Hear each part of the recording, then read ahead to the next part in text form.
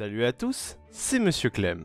Alors il y a quelques mois de cela, le manga spin-off de Goblin Slayer, Year One, tome 1, est sorti en France. Et pour cette occasion, je vais vous en parler, mais vu que j'en ferai sûrement jamais d'autres vidéos sur cette série, je vais aussi parler de l'anime et le manga. Sur ce, c'est parti. Alors, avant de lancer l'intro, je voudrais vous annoncer la mort prochaine de la monétisation de cette vidéo. Même si je ne touche rien avec cette vidéo, je voulais quand même dire au revoir à ce camarade mort pour pouvoir profiter de l'opening de Goblin Slayer. Repose en paix, mon ami. Sur ce, c'est parti.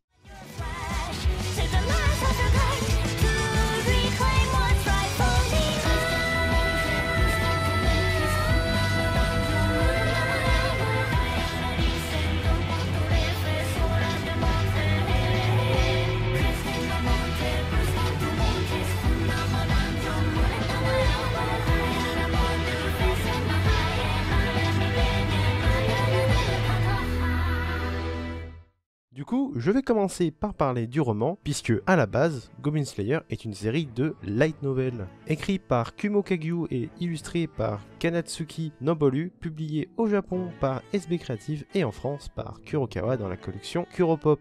La série a eu par la suite le droit à une adaptation en manga en 2016 par le dessinateur Kurose Kusuke et aussi en animé par le studio White Fox en 2018. Pour info, c'est ceux aussi qui ont fait Re:Zero et Steins Gate, entre autres. Alors maintenant, on va parler de l'histoire de la série. Alors, pour ce résumé, je m'appuierai exclusivement sur le manga et l'anime. Donc s'il y a des différences notables avec le light novel, je m'en excuse par avance. Alors, Goblin Slayer, ça raconte quoi ? Alors on suit une jeune prêtresse de 15 ans qui rejoint une guilde dans l'objectif de devenir une aventurière. Suite à cela, elle participera avec 3 autres bleus à une simple mission d'extermination de gobelins, qui s'avérera plus compliquée que prévu. Mais elle se fera sauver par un aventurier expérimenté du nom de Goblin Slayer ou Crève Gobelin. Suite à cela, elle accompagnera le tueur de gobelins dans ses quêtes d'extermination. Maintenant, parlons de l'anime de White Fox, et je commencerai par faire directement un aparté sur le premier épisode de cette série, qui, quand il est sorti, a fait une semi-polémique pour la violence montrée par l'épisode.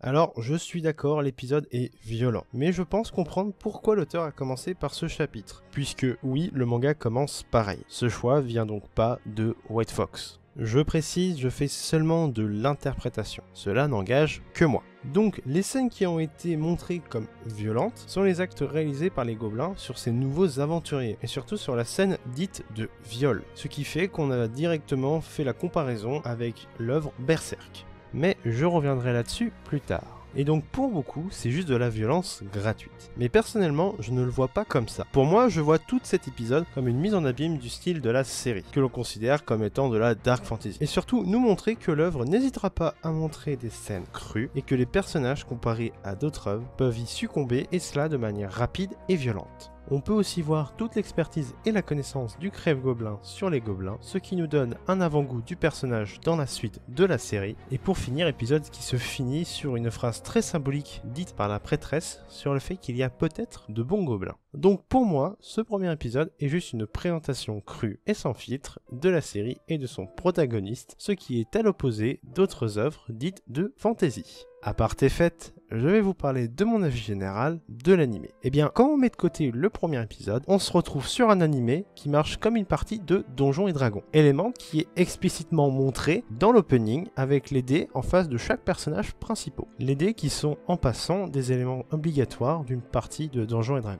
Ce qui fait que cette série n'est pas similaire à Berserk. Car certes, les deux œuvres ont des points communs, comme les viols ou un personnage principal avec une grosse armure, mais à part ça, la composition des deux séries sont en tout point différentes. Ensuite, je trouve les OST de la série géniales et qui collent très bien à l'ambiance de la série. Après, l'un des seuls vrais défauts qui concerne uniquement l'anime, l'utilisation de CGI, qui sont pas très jolis, mais moins visibles que certaines séries. Oui, c'est toi que je parle, Berserk 2016. Ne crois pas que je t'ai oublié, toi. Après, comme autre défaut, on peut mettre aussi qu'on nous explique pas grand chose sur les personnages, mais je développerai plus ce point à la fin de la vidéo. Pour conclure sur l'anime, il se regarde sans trop de difficulté et à part les points émis avant, la série est bien et peut être regardée sans pousser la réflexion trop loin. Maintenant, commençons à nous rapprocher de Year One en parlant de l'adaptation en manga de la série, qui, comme dit avant, a commencé sorti la même année que le light novel, donc en 2016. Et comme j'ai pu le dire en intro, les dessins de l'adaptation papier ont été confiés à Kurose Kosuke, qui auparavant avait réalisé les dessins de l'adaptation en manga de la série Inobato en 2013. Alors, que dire de cette version manga de Goblin Slayer? Eh bien, ça rend bien. Alors, je vais développer, mais je trouve que pour une série dite de Dark Fantasy, on s'y retrouve. Les gobelins et le crève-gobelin sont très bien dessinés, voire les dessins sont excellents, même si les autres personnages n'ont pas eu le même soin à porter, mais après certaines scènes dans les premiers tomes manquent en dynamisme. Et certains enchaînements sont trop bruts. Mais on peut voir l'amélioration au fil des tomes, surtout au tome 3 avec la bataille de la ferme. En parlant de ce chapitre, seul vrai changement notable entre l'anime et le manga, car ce chapitre est présent avant la quête de la Vierge à l'épée, ce qui n'est pas le cas de l'anime qui finit sa saison 1 sur l'invasion des gobelins dans la ferme de la Vachère, ce qui est à mon avis un choix judicieux de l'anime. Mais là, je divague. Pour conclure, ce manga reste fidèle aux autres médias de la série, avec quand même un brin d'originalité, mais sinon, on reste devant une adaptation sans prise de risque comparée à l'ouvrage original.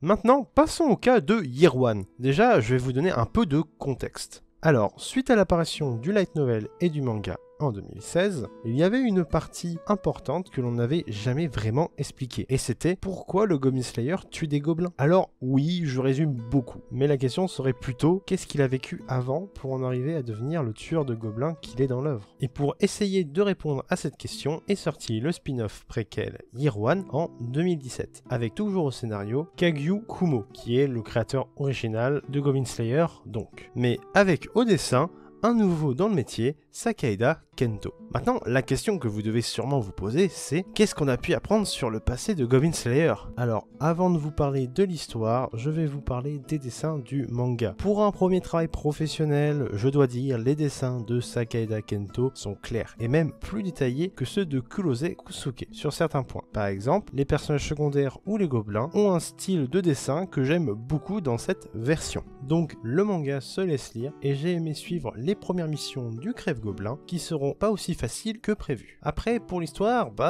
je suis à la fois content et en même temps, je reste quand même déçu. Je m'explique. J'aime bien le fait de suivre le début de ses aventures, quand il s'inscrit ou quand il effectue ses premiers meurtres de gobelins. Mais pour la partie la plus importante, qui est l'attaque de son village quand il était jeune par les gobelins, dans le manga, ce moment fut trop expéditif. Et comme on sait pas grand chose sur lui, je m'attendais à avoir des explications, ou bien même une scène avant le drame pour pouvoir voir l'évolution entre avant et après l'attaque. Mais rien. Par la suite, après avoir survécu à l'assaut des gobelins de son village, on voit qu'il a été recueilli par une sorte de gobelin. Mais ce qui me frustre, c'est que ce moment dure à peine une page ou deux. Donc côté développement de personnage, on frôle le négatif. Et on ne sait même pas pourquoi le personnage l'a aidé, juste qu'il l'a entraîné à buter du gobelin. Après, le manga a certes vite rushé sur son passé, mais ce qui suit après, donc la préparation et la première quête, sont très bien développés. On peut même voir des références directes au premier chapitre de Goblin Slayer.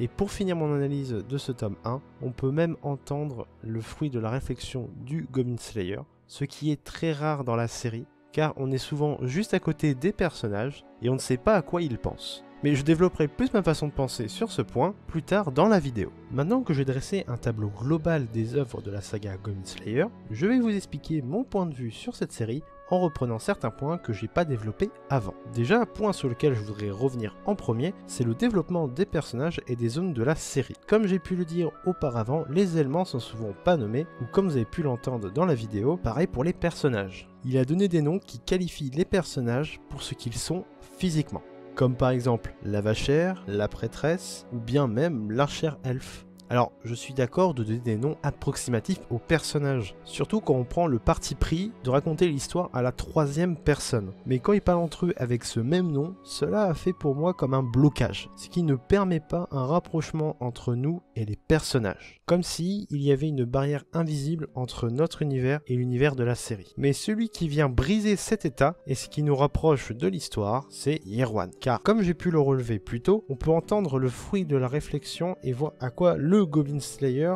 pense, qui nous donne un effet de proximité. Mais je pense que cet aspect est obligatoire pour le développement du background d'un personnage. Après, je me suis posé une question pendant l'écriture de la vidéo, qui est d'où viennent les gobelins et pourquoi font-ils cela? Car pour l'instant, tout ce qu'on sait, c'est qu'ils pillent, tuent et violent des femmes.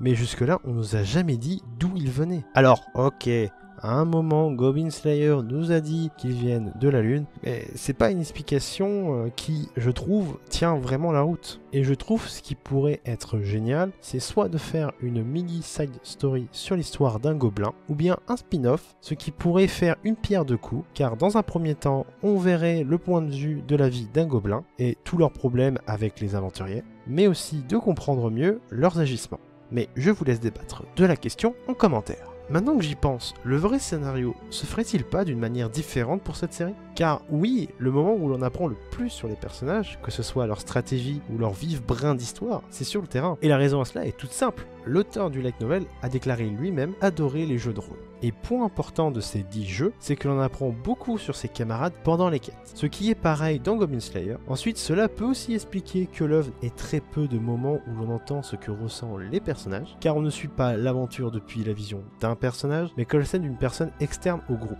comme un oiseau par exemple. Ce qui peut expliquer le peu d'informations données par la série, car on n'est pas là pour comprendre l'histoire, on est là pour vivre l'histoire.